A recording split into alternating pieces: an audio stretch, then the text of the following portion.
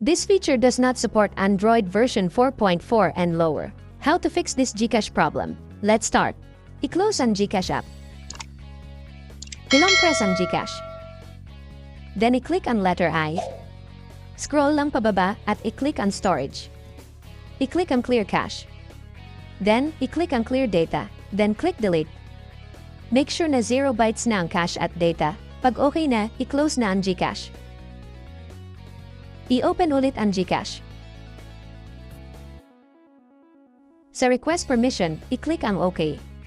Sa take pictures and record video, i-click lang ang while using the app. Sa location, i-click lang din ang while using the app. Sa access contacts, click allow.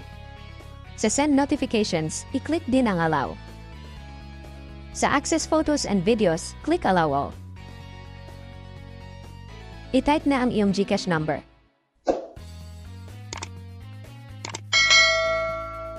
Then click next to proceed. Hintayin lang ang 6-digit OTP. Then, i-type na ang OTP.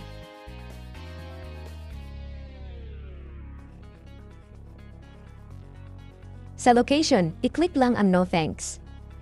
I-type na ang iyong MPIN.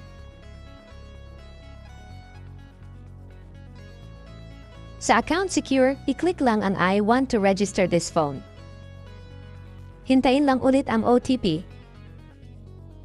Then, i-type na ang OTP. Then click submit. Next, i-click na ang go to dashboard. At na-open mo na ulit ang iyong GCash account. Salamat po sa panonood. Don't forget to like and subscribe. If may tanong po, comment lang po sa baba. Thank you.